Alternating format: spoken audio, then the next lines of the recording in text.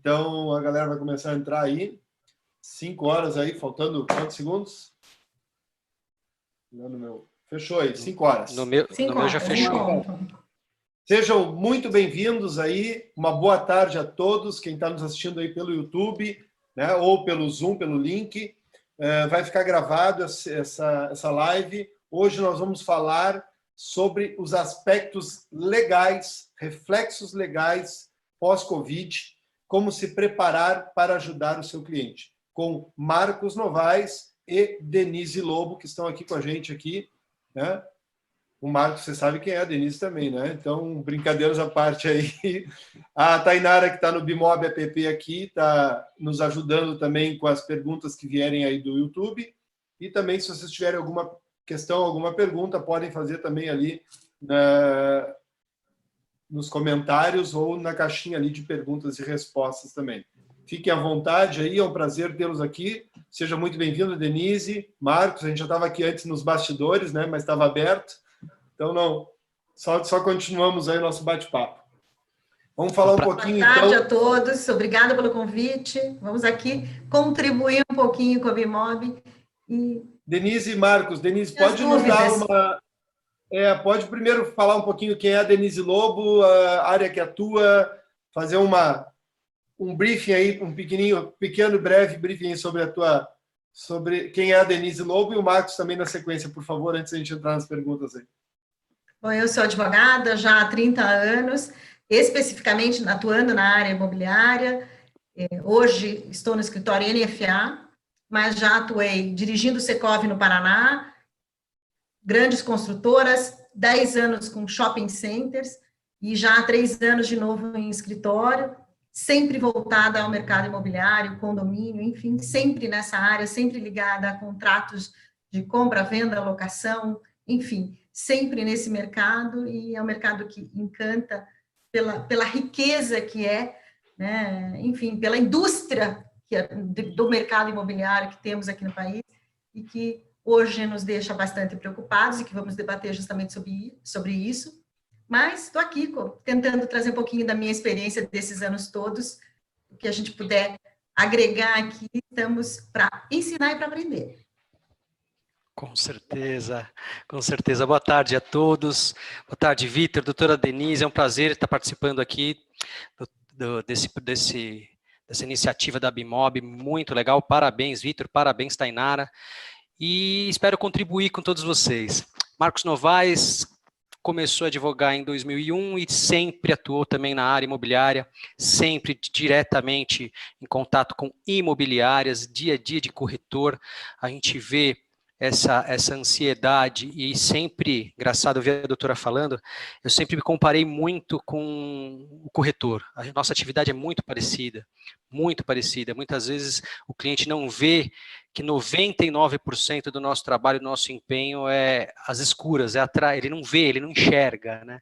Ele só vê o contrato assinado, ele, nas questões processuais forenses também, ele só vê os resultados, ele não vê o nosso empenho, nosso estudo, nossa dedicação, e o corretor passa muito por isso.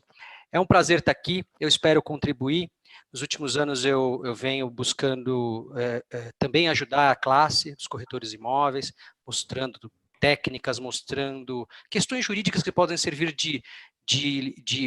para esquentar leads, para atrair leads, para aquecer os seus leads frios, com questões jurídicas simples, que muitas vezes o corretor esquece.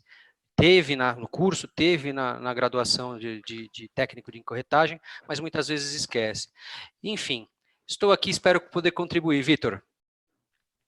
Obrigado, Marcos. Obrigado, Denise. Nós vamos falar sobre os aspectos legais, os reflexos, mas eu vou passar algumas perguntas que a gente vai falar durante essa live aí, durante essa abordagem, tá? Então, também fiquem à vontade para fazerem outras perguntas aí ao Marcos, ao Dr. Marcos e à doutora Denise.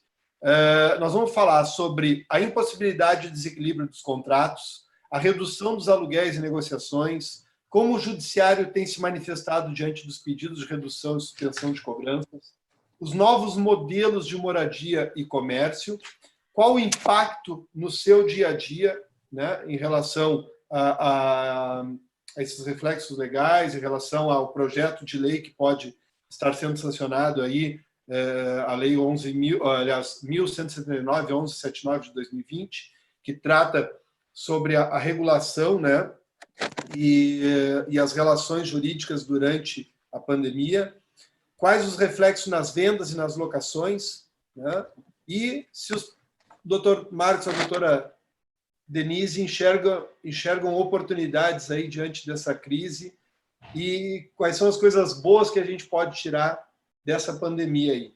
Então, essas são as perguntas básicas aí que nós vamos elencar. Se vocês tiverem alguma outra específica também, o Marcos também, a doutora Denise, fique à vontade para deixar seus links, seus contatos também, se algum participante quiser fazer um contato diretamente com vocês, de assessoria também, fiquem à vontade. Então, vamos para o primeiro ponto aí, falar sobre a impossibilidade, né, e o desequilíbrio dos contratos. O que pode acontecer nos contratos, tanto de compra e venda, quanto de locação, né, quais são os desequilíbrios que podem existir, quais são as possibilidades ou impossibilidades que podem gerar aí o efeito do Covid. Quem quiser começar, fique à vontade. Marcos ou doutora Denise. Primeiras damas. Então, primeiras damas, então. Então, sempre vai ser primeiras damas. Concordo, Marcos. Vamos lá.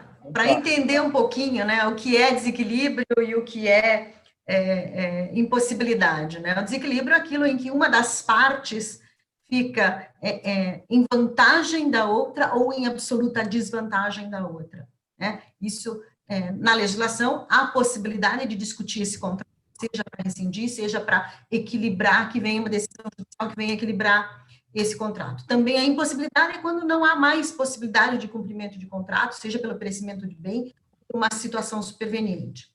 A questão agora no Covid é que nós temos uma legislação que ampara essas questões, mas nós não temos ainda nenhuma decisão judicial ainda que reflita o caso específico da pandemia. Por quê? Porque a pandemia é um caso que atingiu o mundo inteiro. Porque uma coisa é um desequilíbrio contratual, porque um contratante está desempregado, ou houve uma enchente e que alagou aquele imóvel e enfim, impossibilita de manter a locação. Hoje nós estamos diante de uma situação em que o mundo inteiro está equiparado em termos de dificuldade. E cumpriram... Força maior, né, doutora Denise? Seria uma força maior, né? Seria uma força maior, mas como o judiciário vai enxergar esta força maior, e via de regra a força maior vem decorrendo sempre, atingindo mais um dos contratantes do que o outro. Hoje nós temos uma situação em que atinge tanto o locador quanto o locatário, tanto o vendedor quanto o comprador, Exatamente. E ela é danosa para ambos. As decisões judiciais, como elas vão se apresentar, ainda é uma novidade. Tivemos decisões recentes aqui, tem questões de locação, por exemplo, a Cacau Show, inclusive o Italy também em São Paulo, quero discutir a redução dos seus aluguéis frente a esta pandemia. O Italy conseguiu eliminar, a Cacau Show também conseguiu, e a Lu conseguiu uma redução, uma suspensão do pagamento do aluguel. Quer dizer, isso em decisão liminar ainda, porque não é decisão definitiva, a decisão definitiva leva anos, tem recurso, enfim. Nós não sabemos ainda como o judiciário vai enfrentar tudo isso. Então, o que quer dizer? Que hoje temos ainda uma insegurança jurídica na medida que não sabemos como serão as decisões judiciais. Daí, a minha posição, neste momento, havendo possibilidade ou dificuldade, é sempre o caminho da negociação. Hoje é tentar negociar ao máximo os contratos, seja para redução, seja para suspensão, sempre preservando a negociação, preservando aquele contrato na medida do possível, porque em alguns casos efetivamente vai ter que rescindir, mas hoje a orientação seria não atolar o judiciário de uma situação que a gente ainda não sabe nem qual decisão será. O caminho de uma mediação ou de uma negociação, para mim, é o que deve acontecer nessas situações. Exato. Eu concordo com a doutora. Eu procuro passar para as pessoas que me procuram em relação a contrato de locação, por exemplo. Existem 3 possibilidades, assim como também na compra e venda. É rescindir, é revisar ou então suspender, que é exatamente o que a doutora falou. E a composição é sempre o caminho mais fácil antes de se atolar o judiciário. O judiciário certamente vai ficar mais abarrotado do que já está. As grandes capitais, a doutora Denise, que é aqui de São Paulo, eu também sou de São Paulo. São Paulo é um judiciário à parte do resto do Brasil, em questão de quantidade, em questão de números de processo, quantidade de funcionário, realmente é um pouco mais devagar. Então, realmente, a gente judicializar essa lide, essa questão, essa discussão, tem que ser uma medida de exceção. Confesso que muitos proprietários não estão, é óbvio, muitos proprietários dependem daquela receita para viver, e eles estão sendo um pouco drásticos nas decisões, deram pequenos descontos, estão mantendo firme, pelo menos aqui na minha realidade, e a gente tem que buscar o judiciário na maioria dos casos, Infelizmente, como a doutora Denise falou, a gente não sabe qual que é o resultado final. O cliente ele não sabe exatamente o que é o efeito da liminar. Ele acha que teve a liminar, ele acha que ele ganhou o processo, e não é bem assim. Existe uma novela, a liminar é só o primeiro capítulo que dá o gostinho. Existe uma novela num processo judicial que o desfecho a gente só vai ter mais para frente. Então a gente tem que tomar muito cuidado. O que eu falo, por exemplo, para os inquilinos, cuidado, porque a gente vai conseguir uma tutela do Estado, vai conseguir uma liminar, vai conseguir algo que te proteja nesse momento de pandemia, mas aí seu contrato vence em setembro, outubro, novembro, o proprietário vai te tirar de outras formas, se você criar uma inimizade. Isso eu estou te falando naqueles aluguéis de pequenas empresas, de bairros. Não, imagino eu que nos escritórios grandes e nos grandes contratantes, como o Cacau Show, como clientes que a doutora falou, essa negociação dificilmente, não se vê ego, números, é contrato, mas aquelas pequenas locações, aquelas pequenas compra e vendas, a gente tem um ser humano, a gente vê que o ego acaba atrapalhando muito. Então, é tomar cuidado e estudar a melhor situação, revisar, extinguir ou suspender esse contrato, essas obrigações. Que está tendo desequilíbrio nítido, né, doutora? Está tendo muito desequilíbrio. Não tenha dúvida, é evidente. Só fazendo, eu não estou em São Paulo, eu estou em Curitiba. Em Curitiba, desculpa. O escritório é de São Paulo, eu atendo CAI lá.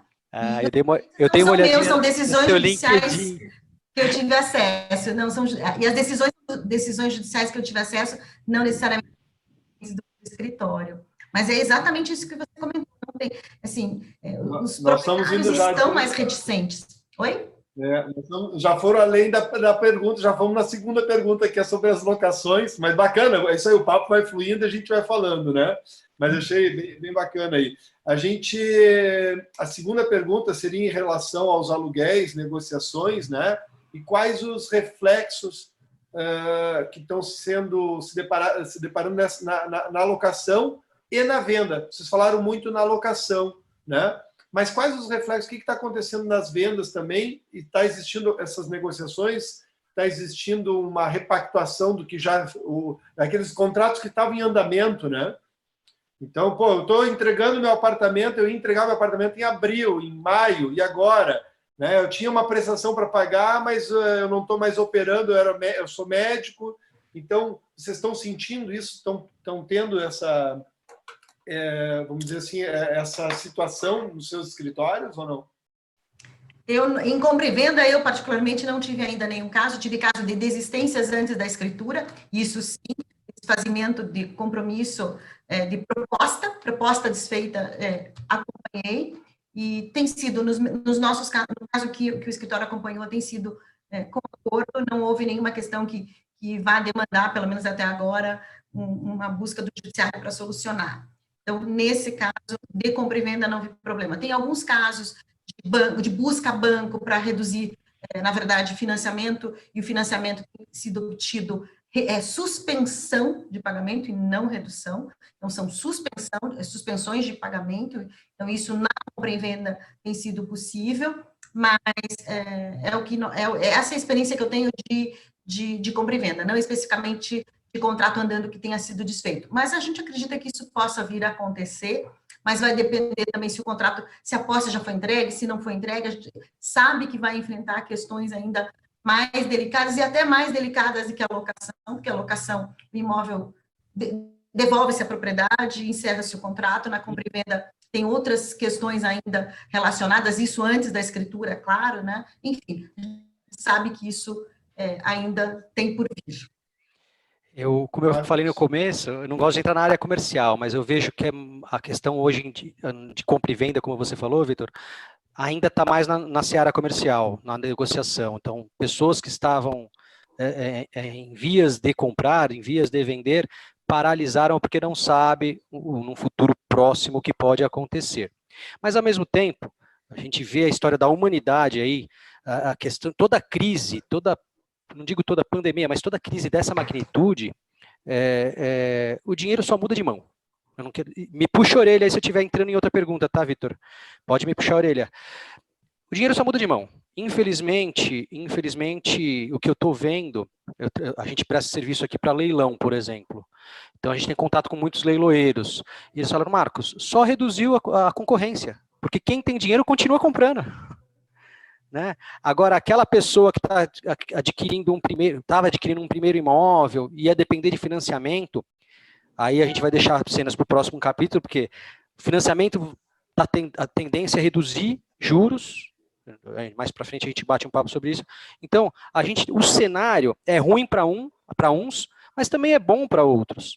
Então, eu acredito que o mercado ele vai passar uma fase de transição, de adequação, e depois a gente vai ver, sim, o resultado de toda essa pandemia, dessa crise. Mas o mercado imobiliário nunca para. O mercado imobiliário nunca para. Não tive casos concretos de rescisão de compra e venda, até porque, eu não sei, eu acabo tendo mais contato com investidores, com pessoas que têm, de um nível social, vamos dizer assim, um pouco mais alto. E a crise atingiu, mas não ao ponto de impedir a continuidade dos negócios, né?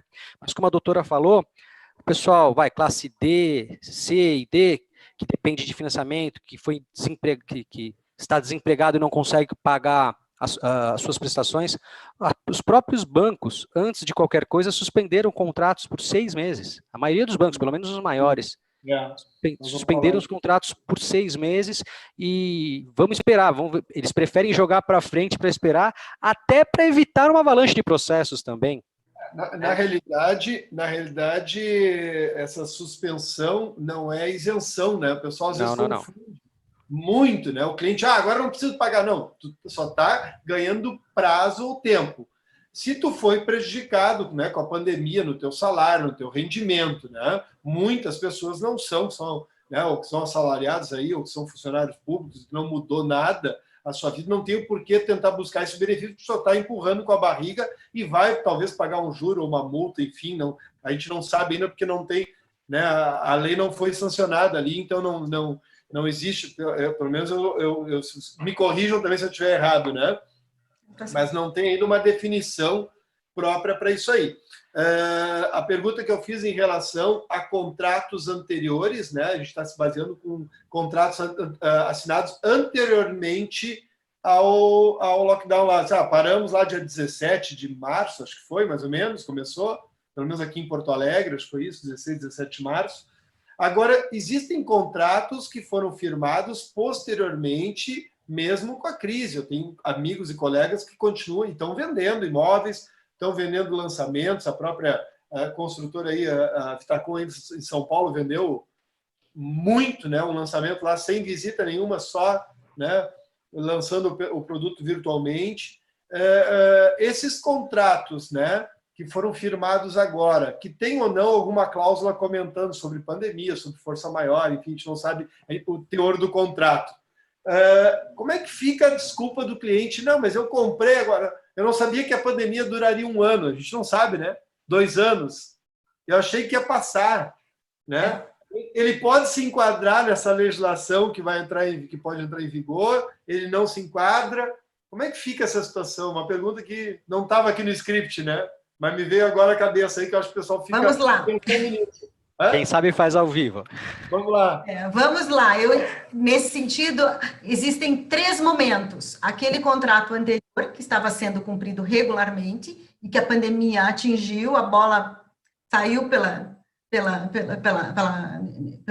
escanteio, e aí eu tenho que fazer alguma coisa, eu tenho que discutir a revisão dele, mas eu estava cumprindo aquele contrato. Esse contrato, sem dúvida nenhuma, vai ter um tratamento que a pandemia, de fato, foi um fato maior. Agora, aquele contrato no qual o já estava inadimplente, aquele contrato não poderia, pelo menos é o que se imagina, ser tratado como uma força maior. Por quê? Porque já era inadimplente, ele já tinha uma dívida, então ele não pode se valer especificamente da pandemia para justificar que não pode cumprir o contrato, porque na verdade ele já não podia antes.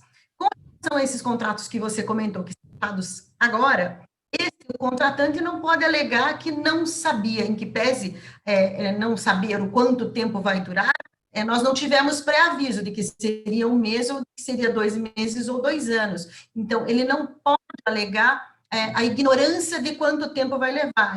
Esse fato é subjetivo, ele teria que ter analisado na hora de comprar alguma coisa, firmar um contrato, se podia ou não bancar durante o tempo do contrato que ele firmou. Então, eu imagino que os contratos firmados durante a pandemia não vão ter esse tratamento. Vão voltar, sim, ao tratamento normal da lei. Se surgir outro fato superveniente, aí sim eles podem se enquadrar, mas não ao fato, à força maior da pandemia. O direito ele é tão subjetivo que eu vejo assim, alguns casos aqui foi muito interessante, algumas negociações que vinham sendo feitas, tanto de compra e venda quanto de locação, e aí todo mundo foi pego de surpresa com essa pandemia, e aí deu tempo de se adequar a algumas cláusulas contratual, como o Vitor falou, que nasceu algumas citações, a pandemia, caso fortuito fosse a maior agora, de 40 dias para cá, 50 dias para cá. Então, por exemplo, você tem uma locação de um imóvel muito grande aqui na região da Anália Franco de São Paulo, que é uma região considerada nobre, que as próprias partes falaram, olha, eu sei que a lei do inquilinato só dá a possibilidade de revisão depois de 3 anos, mas a gente renuncia a esta cláusula para se aplicar o Código Civil para daqui 6 meses a gente fazer uma avaliação, juntos. E se não chegar num consenso, poder já entrar judicialmente com a ação de revisional.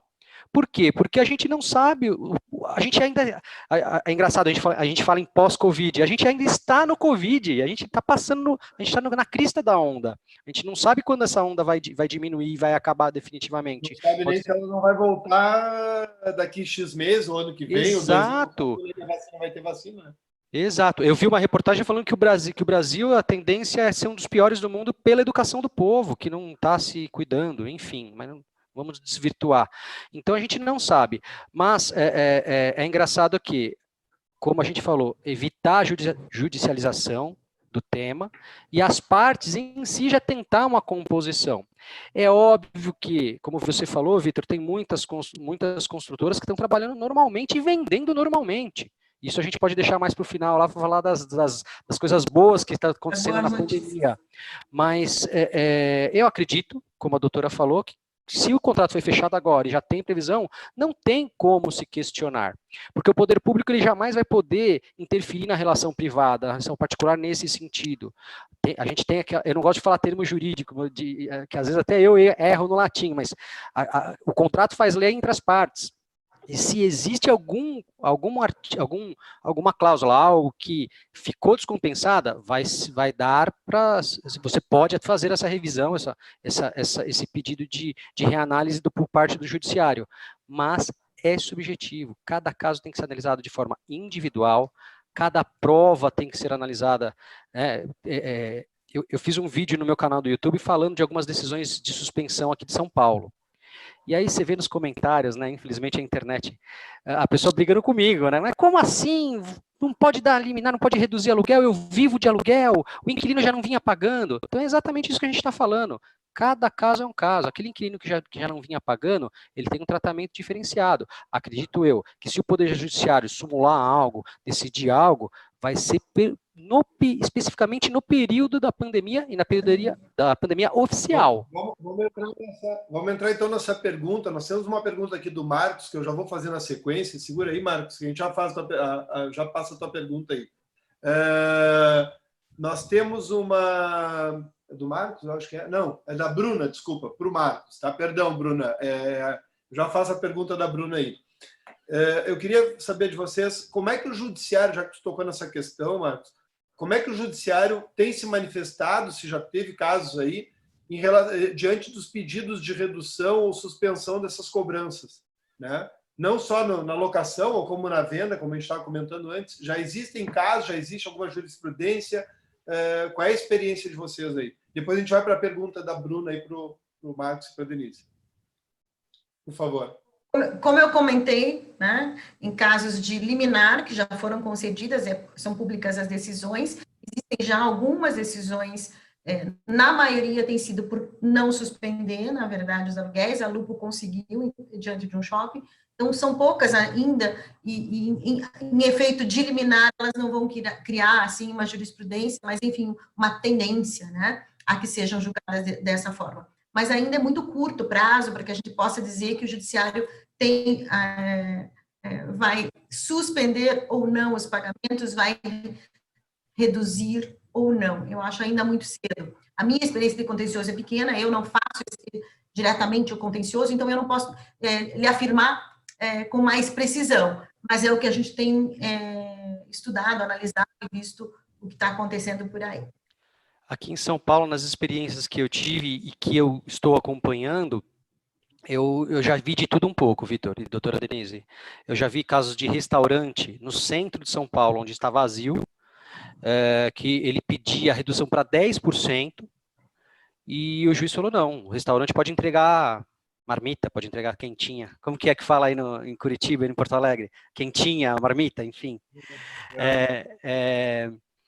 Então o juiz falou, Marmitex. não. Marmitex. O juiz, então a gente teve em caso que o juiz reduziu para 30%, até os proprietários, alegando que os proprietários eram pessoas físicas, que os proprietários também deviam depender desse aluguel para subsistência. Então, deu 30% até o julgamento do processo. E esse julgamento pode acontecer daqui a 6 meses, como daqui a um ano, a gente não sabe, e o julgamento ele pode ser revisto no tribunal. Temos casos de shopping centers que conseguiu a suspensão, porque o shopping está fechado, não tem como a pessoa vender nem que for por parte de delivery ou de mercado eletrônico, né? E temos casos que, de acordo com a prestação de serviço, por exemplo, teve advogados que tentaram na justiça a suspensão dos seus contratos.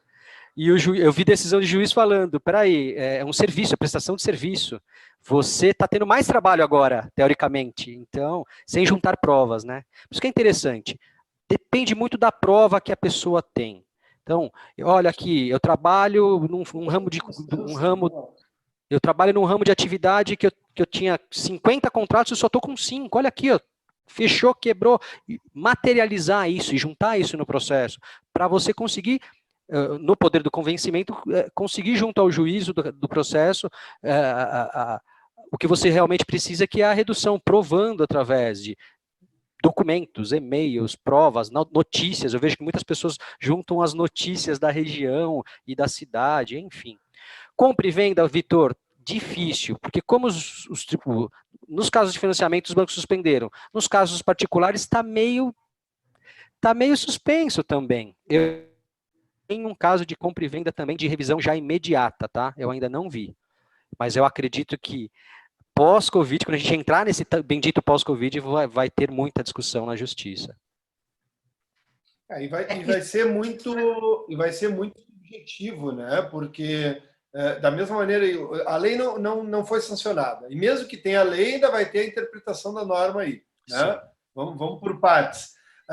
Como vocês colocaram, eu acho que o Marcos colocou, o restaurante lá, o juiz diz que ele pode entregar quentinha. Ok, mas eu, Vitor Capum, não estou pedindo teleentrega, ou muito menos teleentrega do que eu pedi antes, estou cozinhando mais em casa, mudei alguns hábitos, e isso fez com que também diminuísse o movimento nos restaurantes, mesmo que seja para entregar uma pizza, com certeza. Um hambúrguer. Sem então, dúvida. A situação mudou.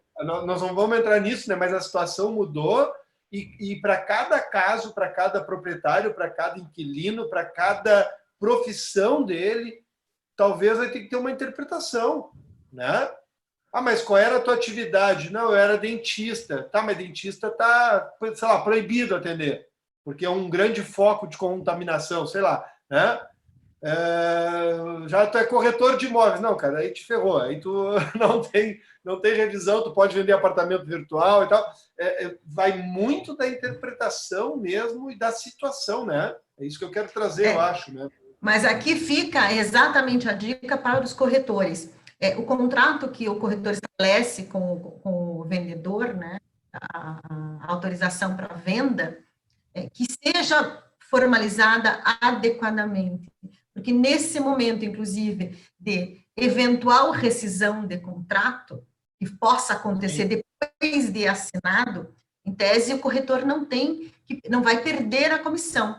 Mas dependendo do instrumento, se não estiver, vamos dizer assim, firmado a autorização, pode-se, inclusive, discutir a devolução dessa comissão. Então, a orientação, a dica que fica para os corretores é firmar, né, de preferência assinado ou não, ou até digital, manda e pega a assinatura, mesmo que venha por meio digital, porque todo meio de prova vai ser admitido, mas que tenha caracterizado um negócio firmado com o vendedor, para que evite discussão. A comissão será devida pela aproximação do negócio. Assinou o compromisso, é direito, mas que isso fique claro no compromisso, porque depois vão discutir, não, eu disse negócio, quero devolver, quero de volta a comissão, tá bom? Isso fica uma dica para eles. Deixa eu aproveitar e dar uma dica aqui, Vitor, para os corretores que nos assistem. Peguei o gancho da doutora Denise. Muito cuidado quando vocês colocam que a comissão é devida após a escritura. Muito cuidado. Compromisso. Porque você dá pano para manga para o juiz entender que estava vinculada ao resultado do negócio e não à aproximação, como a doutora falou.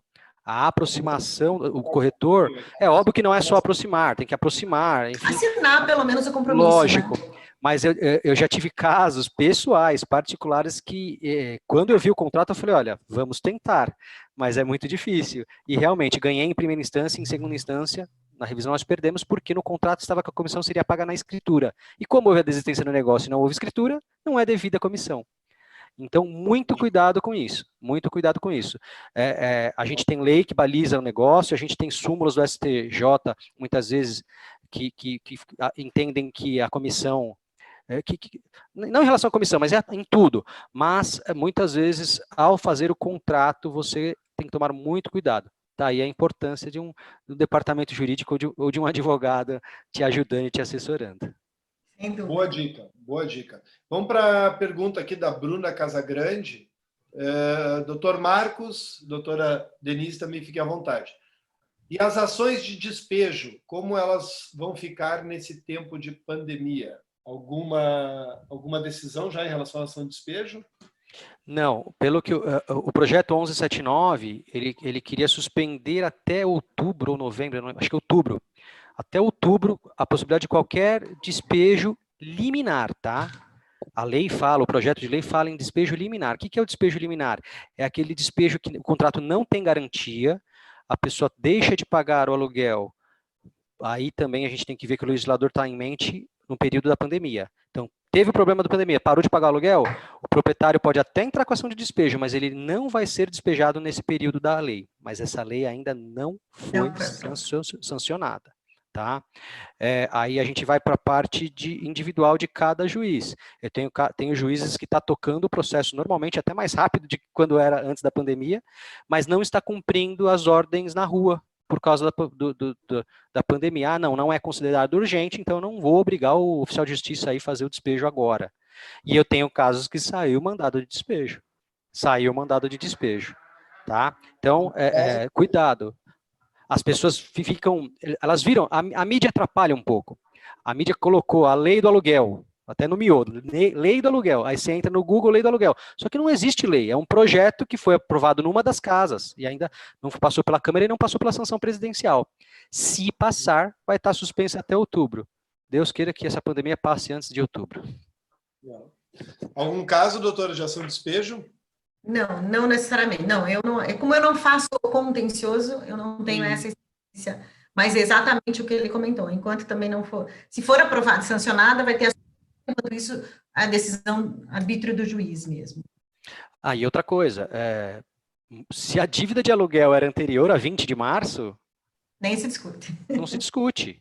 Ele já não via cumprindo a obrigação antes da pandemia, então também não se discute. Tem um caso é uma pergunta da Duva aqui para todos os palestrantes. Eu tive um caso que a construtora suspendeu por 5 meses o contrato de financiamento e a orientação que eu tenho do meu advogado é colocar uma cláusula dizendo que ele foi firmado dentro da pandemia e que não cabe a desistência devido à pandemia.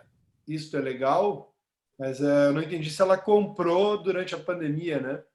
Vocês conseguem ver a pergunta, não?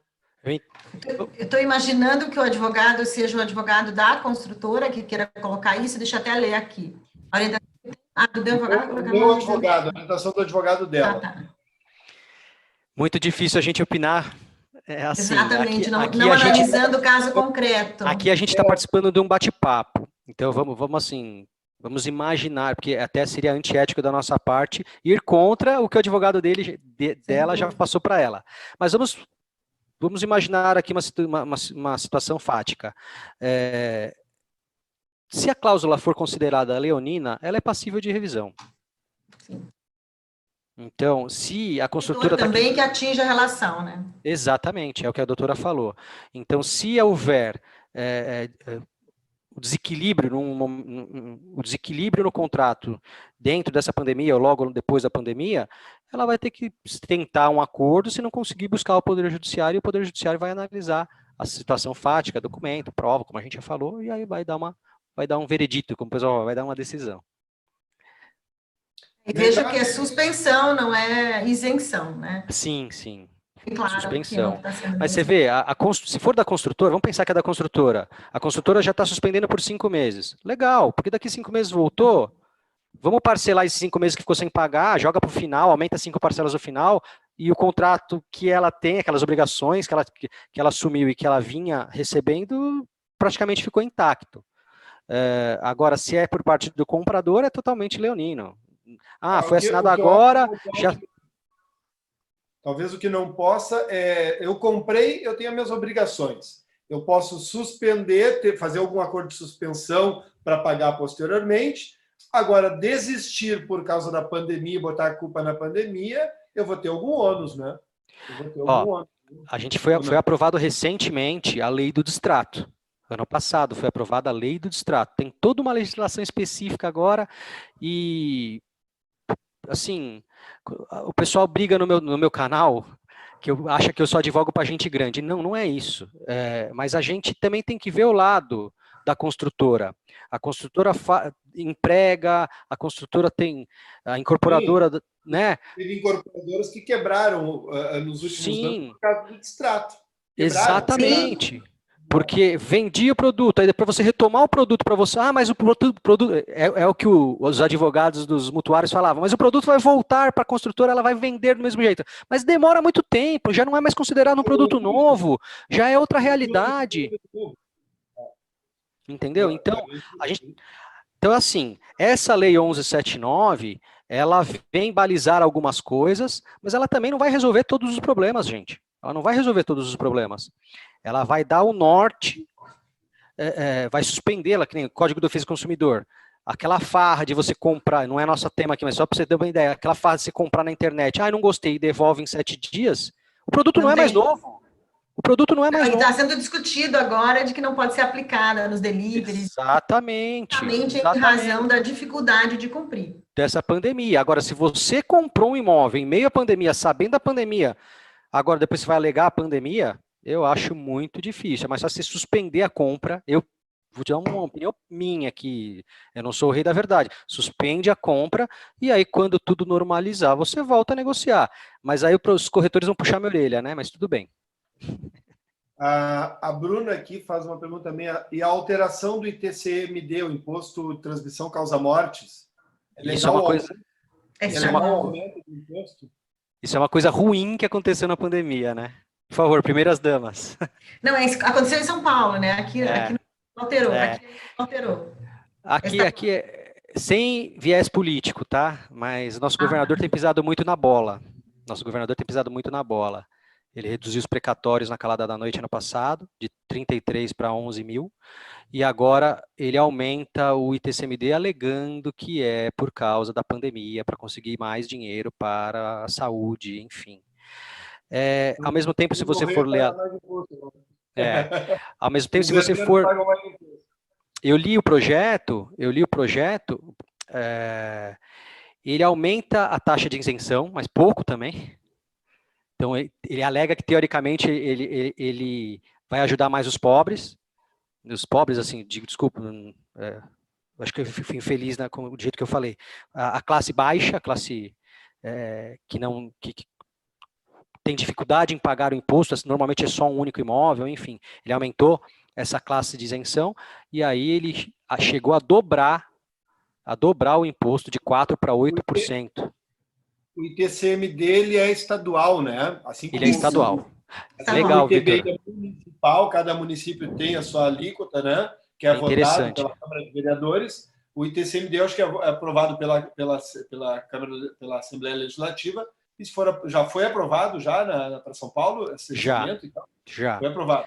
É um projeto. Ele aumentou a capacidade de arrecadar devido às mortes que podem acontecer. Então, vai ter inventários e vão ter que pagar mais imposto. É isso aí, né, jogado? Sim. É interessante a gente traduzir aqui para o português, tirar o juridiquês, né? Eu estou fazendo o leigo aqui, né? O papel do leigo. Tá? O ITCMD é aquele imposto de transmissão. Aqui em São Paulo fala causa, morte e doação, em outros estados tem outra nomenclatura. Mas, enfim, é um imposto que é cobrado quando você recebe uma herança, sobre a herança, ou quando você recebe uma doação sobre a doação, normalmente de imóveis, mas também tem uma faixa de dinheiro. E esse é estadual, é o dinheiro que normalmente o pessoal fala que é imposto sobre fortunas, né? Que as pessoas falam, que normalmente o mercado, eles falam. O ITBI, ele é um imposto de transição de bens imóveis, esse é municipal, exclusivamente para compra e venda de imóveis entre vivos. Compra e venda, troca, permuta, enfim, holding, quando o sócio coloca o imóvel no nome da holding, também tem uma transmissão, também é devido ao ITBI. E aqui eu vou dar uma dica de ouro para todo mundo, já que vocês tocaram nesse assunto. Não é o objetivo principal aqui, mas muito cuidado com o ITBI, com o ITCMD, que os estados e os municípios cobram de forma errada, a maioria das pessoas não sabem. Isso eu falo muito nos meus cursos. Falo, corretor, você precisa ter noção básica de outras coisas, não só de corretagem, mas ter uma noção básica, e eu vou pedir licença aqui, que um grande pensador na semana passada aqui falou e eu anotei, você vai gostar, Vitor.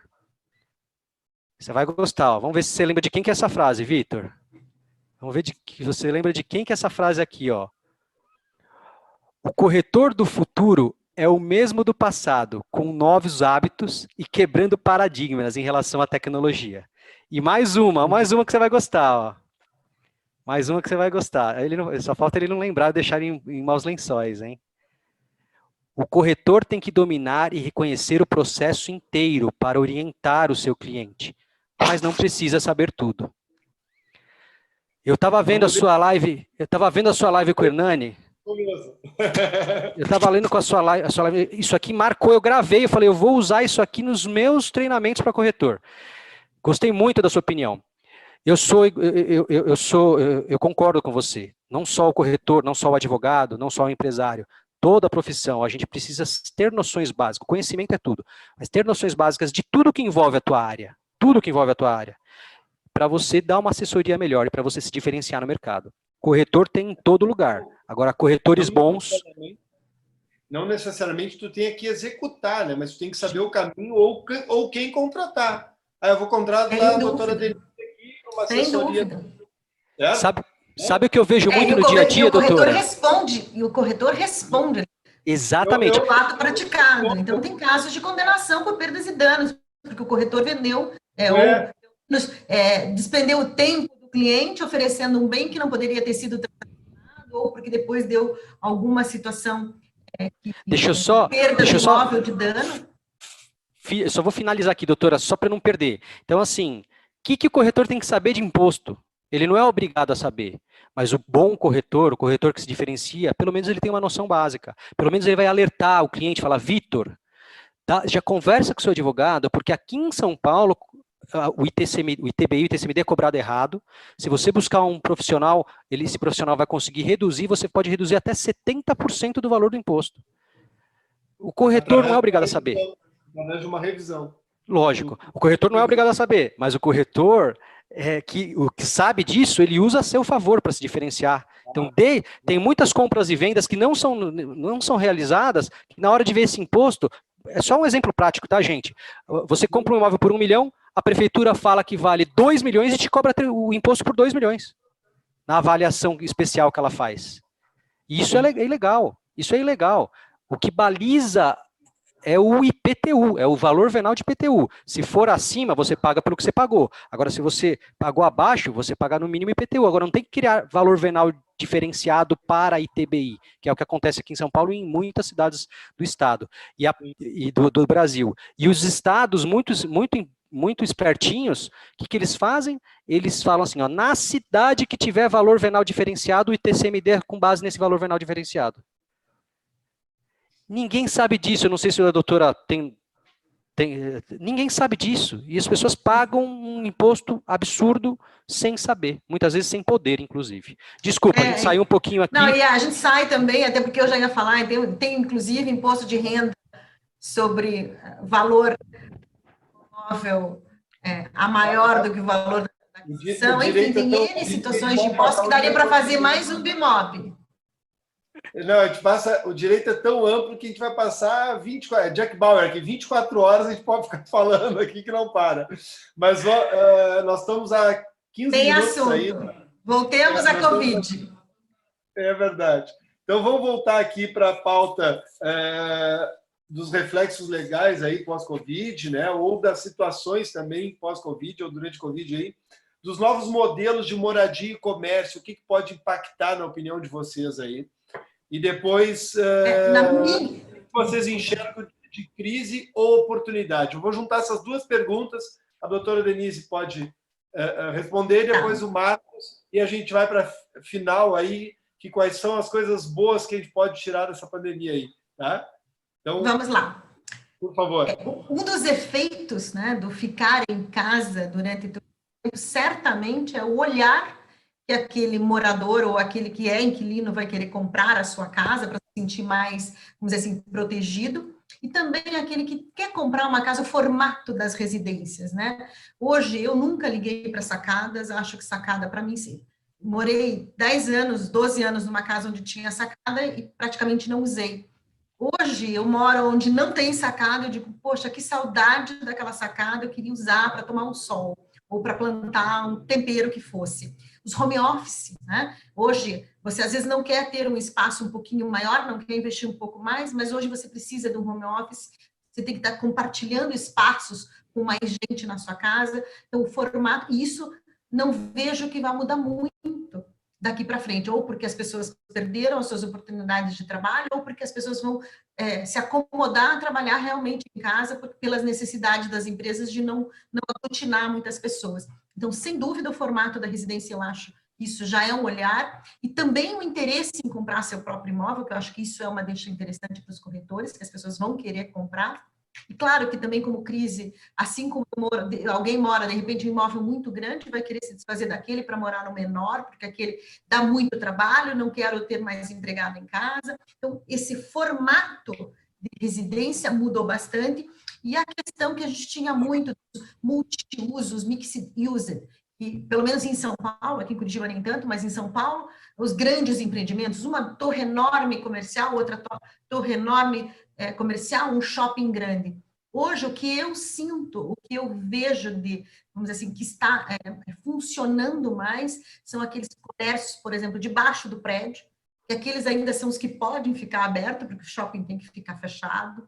Então, talvez isso venha também mudar um pouquinho no formato de incorporar, de morar naquele prédio que tem o mixed use mais reduzido, mais da forma de antigamente. Eu acho que isso vai voltar um pouquinho mais, e os que têm já construídos vão ser mais valorizados, isso eu entendo sim. E vantagem disso tudo, eu acho que a gente está aqui com tempo, né, em que pese menos dinheiro, mas a gente tem mais tempo. Aquele que não tem preparo, tem condição de se preparar, ele tem condição de ter um novo olhar sobre aquele trabalho e usar tecnologia. Tecnologia hoje não é vantagem para ninguém, não é, é uma commodity, todo mundo tem acesso. O que não tem é a pessoa certa para usar aquilo, é a pessoa capacitada. Então, acho que é a hora de capacitar, de se interessar para usar tudo que a gente tem de tecnologia, para melhorar divulgação, para melhorar informação, acesso, enfim, tudo isso. Perfeito. Marcos, modelos de moradia e comércio, crise versus oportunidade, aí, como é que tu enxerga? A primeira parte, essa questão de moradia e comércio, eu vejo que vai mudar o paradigma. Muita gente vai virar a chavinha. Como a doutora falou, vai ver que não precisa morar num lugar tão grande ou trabalhar num lugar tão grande. Enfim, novos modelos de comércio, tecnologia, delivery, prestação de serviço via isso aqui, ó. É engraçado, as ações da Zoom subiram mais de 200% nessa pandemia. Desse aplicativo, não sei se é esse que vocês estão usando, mas aplicativos como esse. Por quê? Porque a necessidade faz a ocasião. Eu acho que novos hábitos. A gente vai sair dessa pandemia com novos hábitos. E o mais importante para a nossa audiência, que são os corretores e também profissionais do mercado imobiliário, é que tudo vai influenciar no mercado imobiliário. Como a doutora falou, o que mora no grande vai querer ir para o menor. Vão ter 2 produtos no mercado para ser vendido. A empresa que cresceu vai querer ir para o maior. E tem muita empresa que cresceu, tá? Empresas de softwares de administração de imobiliária, por exemplo, estão anunciando, eu estava vendo uma reportagem, estão contratando em meio da pandemia, colocando dentro do software, né, dentro da sua plataforma, a possibilidade de gravar um vídeo igual a nós estamos fazendo aqui, entre proprietário e locatário e a imobiliária, para arquivar digitalmente o que foi decidido em acordo. Enfim, muitas novidades. E aqui a tecnologia. A gente já vinha caminhando a tecnologia, tanto o mercado imobiliário quanto o mercado jurídico, né? Eu sou vice-presidente da Comissão de Direito Digital, aqui do Fórum do Tatuapé, né? Da subseção do Tatuapé. E a gente está estudando, eu e o presidente, as questões novas em relação à escritura digital.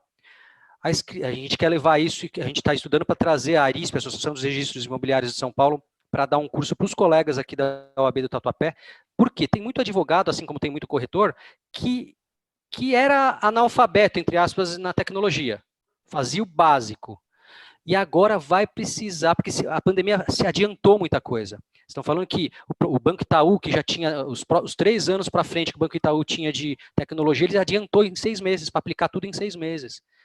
Infelizmente, tem o que chora e tem o que fabrica lenço. Muitas pessoas vão ser prejudicadas, vão ter que passar por novos hábitos, vão ter que se readequar após a transição e buscar um novo espaço, um novo mercado.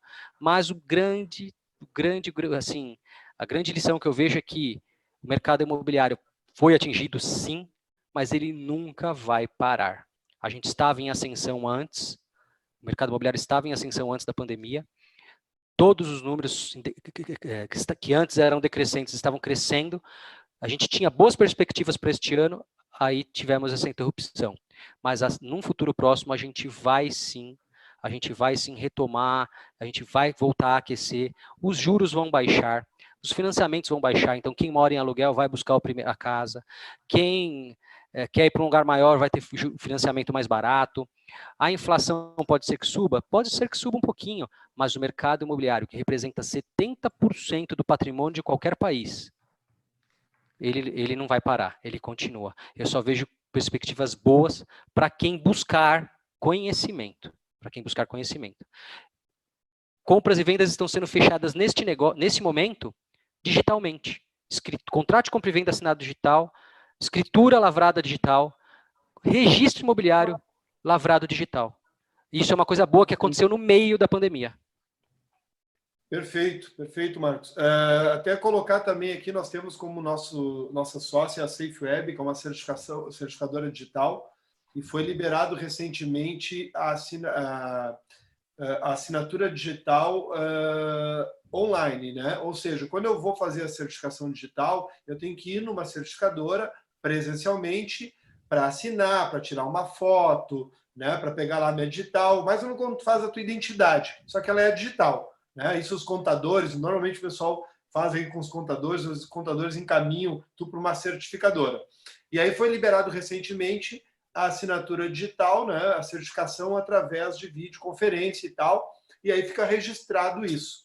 Isso facilitou e vai facilitar muito, é uma inovação recente, mas muitos não sabiam nem o que é uma certificação digital, né? Sim. Assina lá o contrato digitalmente. Até tem uma pergunta aqui da Duva, se a assinatura digital do contrato precisa ter certificado digital. Uma coisa é assinatura digital, outra coisa é certificação digital, né? O conhecimento que eu tenho na prática, até por a nossa sócia ser uma certificadora digital, a certificação digital se equipara à validação lá do cartório, né? Olha, eu tenho autenticação digital, né? A mesma coisa que a autenticação digital, a autenticação física lá do cartório. Ela tem o mesmo valor jurídico, né? Diferente da assinatura digital. Eu gostaria que vocês respondessem aí se ela tem esse mesmo... A assinatura digital tem o mesmo valor de certificação digital ou do cartório físico? Sim ou não? E por quê? Repete para mim, que eu acho que falhou o som aqui. Repete para mim, Vitor. Eu também não vi. Existe a assinatura digital que alguns sites fazem, né? Assinatura, mas ela não tem certificação digital amparada por lei, tá? A certificação ela é amparada por lei lá, tem a certificadora, várias no país aí. E tu tem a autenticação no cartório, a autenticação da firma, né? Por autenticidade, por semelhança. A pergunta que eu entendi aqui da Duva é se a assinatura digital de contrato precisa ter certificado digital. Eu acho que ela está querendo comparar. Depende do contrato. Um contrato de locação tem sido assim, mesmo de particular de compra e venda, tem sido assinado com as assinaturas digitais prestadas pela a empresa da sócia da Bimob, como outras empresas de assinatura digital. A assinatura digital ela vai substituir a assinatura que você faria fisicamente à caneta. Tá? Sim, não toquem. Quem tem o certificado digital, igual nós, advogados, que temos que ter padrão IPC, que é aquele token ou aquele cartão com um chip para você assinar com ele com uma senha numérica, esse sim se equipara ao do cartório. Esse sim se equipara ao do cartório. O registro digital, por exemplo, aceita as duas assinaturas. O novo registro digital que foi aprovado a nível Brasil, né? Então, você corretor que está nos assistindo, você precisa ir buscar, se você trabalha em imobiliário ou por conta, você precisa aprender, porque mais dia ou menos dia alguém vai bater na tua porta e vai falar, eu não vou até aí para assinar um contrato, eu quero assinar um contrato daqui onde eu estou. Então, você pode usar, no novo registro digital, você pode usar todos, mas aí se for, por exemplo, a certificadora, a empresa de assinatura digital, se você assinou um contrato por essa assinatura digital, o tabelião de notas vai ter que validar, vai ter que ver. E se ele entender que tem algum indício de fraude ou que a pessoa não é a pessoa, ele pode exigir a identificação por uma videoconferência, como a empresa da sua sócia falou que faz, ou outros meios de prova. A grande questão da assinatura é a identificação da pessoa. A identificação da pessoa. Para se fazer a escritura e o registro, você pode usar os dois, vai depender do tabelião. Porque se o tabelião, ao lavrar a escritura, ele vai usar o certificado IPC, que vai validar todas as assinaturas anteriores, por exemplo, que foi feito na imobiliária, no contrato de compra e venda, e depois isso vai ser transformado numa escritura. Doutora, alguma colocação? Não, é exatamente isso. E é o caminho que aqui a gente teria que ter mais vários eventos como esse para falar de blockchains, enfim, que é exatamente o caminho, né, da documentação digital e contratos digitais, né? Então, a gente teria que ter, acho que, alguns eventos, questão de que fique mais um, pelo menos, para a gente falar de contratos digitais e assinatura, que eu acho super importante. A Tainara está junto aqui, que é a nossa gerente de marketing, e nos dá toda essa assessoria aí também. Já pode combinar, viu? Tá nos assistindo aí. Já pode programar aí uma nova live aí com o Dr. Marcos e a doutora Denise para a gente falar sobre essa questão digital aí, os contratos. Eu só corrigindo um pouquinho, Marcos, a Safe Web hoje ela faz a certificação digital pelo IPC, tá? Ah, Então, tá. Eu entendi que fosse uma empresa de assinatura digital, desculpa. Não. Ela tem a certificação digital homologada, aprovada e licenciada lá. Então, ela realmente se equipara a uma assinatura feita no canal. Exatamente. Então, eu aconselho para vocês, a gente já tinha até esse projeto, que era disponibilizar isso através, depois do Bimob, através da ferramenta, assinatura digital. Só que nós tínhamos um grande problema, que era a parte física, porque a pessoa tinha que se deslocar fisicamente. Então, hoje não. Hoje tu liga lá para a SafeWeb, tu liga direto para 4.000 e pouco, lá não sei o número agora, depois eu posso... Entra lá no site safeweb.com.br e tu vai fazer a tua assinatura da tua casa. Tu não precisa se deslocar. Então, já está autorizado. Eles vão o quê? Vão filmar, tu vai pegar a identidade, vai botar aqui do lado, né? Vai escanear, vai mandar a identidade, vão conferir. Então, todo o processo que antes era físico e que precisava de deslocamento, ou precisava ter sedes para atender, né? Algum parceiro, Pontos de atendimento estão expandidos. Não precisa só ter... Tu tem a sede física, mas tu ter a sede virtual, que é qualquer lugar. Aí eu posso estar na Inglaterra fazendo a certificação digital de um brasileiro lá. Né? Eu não preciso ir num consulado fazer. E muitos não têm esse conhecimento. Aí a gente volta para o conhecimento que tu tinha comentado, né? O corretor tem que ter esse conhecimento. Gente, existem ferramentas, existem tecnologias que podem te ajudar. Eu deixo para o Marcos e a doutora Denise fazer as considerações finais. A gente já chegou nas 18 horas, aí 1 hora do nosso bate-papo, foi rápido, vamos ter que marcar uma outra. Né? Deixo, doutora Denise, suas considerações finais aí, seus comentários e seus contatos, fique à vontade também, se quiser deixar aí também nos comentários. Com certeza. Eu queria agradecer a oportunidade, realmente fico lisonjada de estar aqui com vocês. A Bimob eu acompanho desde que ela era bem pequenininha, quando estava começando, a Bianca, a gente acompanha o trabalho de vocês e admira. E deixar aqui uma palavra de ânimo, né, para os corretores, que o produto existe, né? Quem tem que fabricar um produto depende de fábrica, de indústria, você já tem o produto pronto, independente de novas construções. O mercado imobiliário tem estoque. Então, é trabalhar, é ter perseverança e ter conhecimento, né?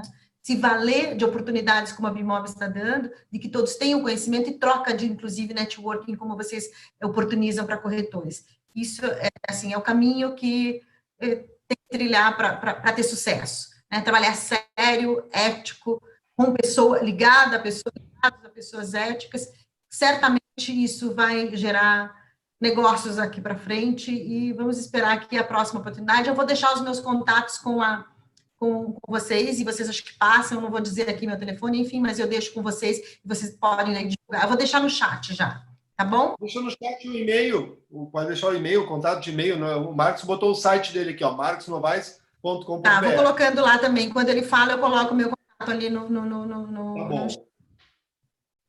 Muito obrigado. Marcos? Vitor, foi uma honra participar. Não sei se você se recorda, mas essa questão de cursos e treinamentos que eu comecei a fazer para o mercado imobiliário foi quando eu entrei num stand no Connect Mob de 2018, 17, acho que 18. 2018. E a primeira stand que eu entrei estava assim: o que é parceria para você? E era o mote, era o slogan que vocês estavam usando aquele ano. E eu sempre fui muito cara de pau. Aí eu gravei um vídeo com vocês, não sei se você se recorda disso. É a primeira entrevista que eu dei. Eu gravei um vídeo com você e daquele vídeo eu gravei com todas as empresas de tecnologia que eu achei legal, eu gravei, trouxe para o meu público. E ano passado eu estive lá no Connect Mob, eu com o meu stand, não como advogado, óbvio, sim, com esses cursos e treinamentos, até porque eu sou impedido de vender meus serviços jurídicos, eu não posso vender, eu tenho que prestar serviço, e o cliente tem que vir a mim através de confiança, enfim, aquelas coisas que você já sabe. Mas fui lá levar o conceito, para o mercado imobiliário, que existe sim cursos e treinamentos que potencializam o mercado imobiliário, e não só dentro do mercado imobiliário. Assim como cases de TBI, de LGPD, de qualquer outra área jurídica, pode ser usado para atração de clientes, para fidelização de clientes, para esquentar lead, enfim. Eu devo muito a você não se recorda disso, mas eu comecei o primeiro lá, foi o primeiro. O que é parceria para você? Quem está nos assistindo? Parceria é tudo. Quem come o bolo inteiro dá dor de barriga. Você Saiba fatiar o bolo. A proposta da Bimob é uma proposta maravilhosa e que em meio à crise tem que ser usada, porque às vezes você tem um produto aí e outra pessoa que está lá dentro da Bimob tem o cliente certo para o seu produto. E é mais fácil você dividir o bolo agora e ambos comerem do que vocês ficarem aí na crise, amargando esses problemas. Quero agradecer, que Deus abençoe todos vocês. Eu confesso que eu só achei as perguntas no final, tá? Tem perguntas feitas para mim ali, e então... Mas nós respondemos. Eu vou deixar também o meu e-mail, eu terei o prazer de responder dentro das minhas possibilidades. É óbvio que a gente não sabe, direito é subjetivo, a minha opinião pode ser diferente da opinião da doutora Denise, como de outros colegas, mas eu posso ajudar sim, como por exemplo, de TBI, TCM, o que for da minha área, eu posso ajudar quem tiver aí para entender melhor. E quem sabe, mais para frente, a gente não vê um dos cursos que eu tenho aqui para disponibilizar para o público da Bimob, para que o corretor consiga mais algumas ferramentas, além daquelas que eles já têm e que eles buscam, para se diferenciar no mercado, tá bom? Não. Obrigado mais uma vez. Nós temos dentro do Bimob, Marcos e Denise, nós temos um clube de benefícios. Esse clube de benefícios são convênios que a gente faz com diversas empresas ou prestadores de serviço. Então, tem desde uma compra de uma máquina de café na Nespresso a um equipamento na Casas Bahia com desconto para quem usa o Bimob, né? Lembrando que a Bimob é uma plataforma para corretores, imobiliárias e incorporadoras, e em breve para cliente final. Olha só, Marcos e Denise. Legal. Em breve para cliente final, onde nós vamos fechar o cerco aí dos 4 players do mercado. Corretor, imobiliário e incorporador fazendo parcerias e negócios entre eles, B2B, onde eu tenho cliente, o Marcos tem um imóvel, a Denise tem um imóvel, a gente troca a figurinha e faz o negócio junto e ganha dinheiro. E, além disso, a gente pega todos esses imóveis que vocês estão colocando no B2B, anuncia para o cliente final, sendo um portal gratuito para o corretor, né? Então, uma coisa muito bacana que a gente está fazendo para o corretor aí. E se o cliente quiser anunciar lá, pode ou não pode? Não pode. Diferente do portal tradicional, a gente vai privilegiar o corretor, a imobiliário e o incorporador. Então, se o cliente quiser anunciar, ele vai ter que escolher um corretor, vai ter que escolher uma imobiliária, vai ter que deixar com esse profissional para vender lá no portal. Parabéns. Parabéns. Mais uma Meus novidade. cumprimentos. Tá?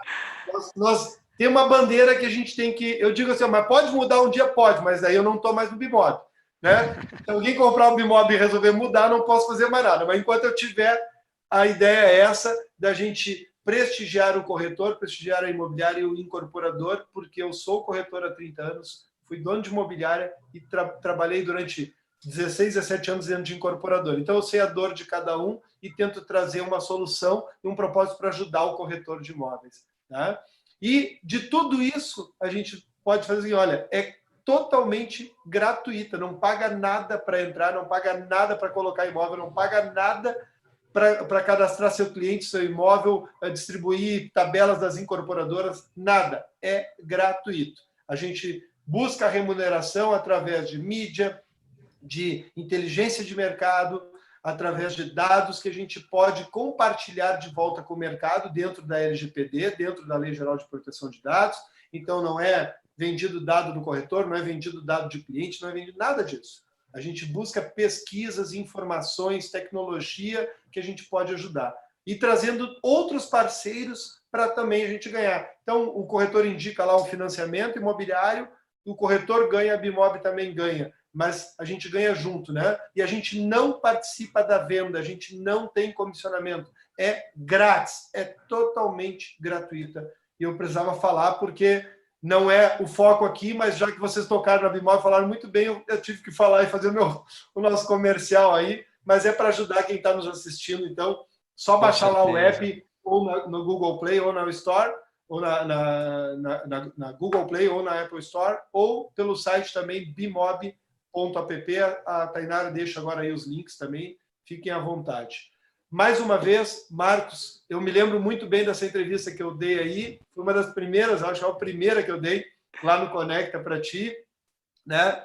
E até uns dias atrás a gente estava, vamos procurar um advogado para falar sobre isso, assim, olha, eu conheço um cara que eu me entrevistou lá em 2018, que eu tenho gratidão também, porque a gente se ajuda. Então, vamos ajudar lá.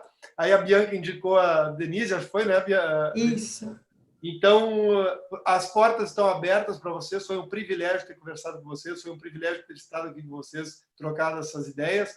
E vamos marcar outra. É só agendar com a Tainara aí, mais adiante a gente já faz outra de novo. Tá? Fico à disposição. Conte comigo. Então, à disposição também. Conta comigo. Muito obrigado a vocês, muito obrigado ao Dr. Marcos. Só agradecer. Muito obrigado aos participantes, a todos vocês que colaboraram aí com a nossa audiência, aí, com a nossa live aí sobre a BIMOB, aí, sobre os reflexos legais pós-Covid. Muito obrigado, pessoal. Uma boa semana aí, saúde, sucesso a todos vocês aí. Obrigado, gente. Tchau, tchau. Até mais. Tchau, tchau.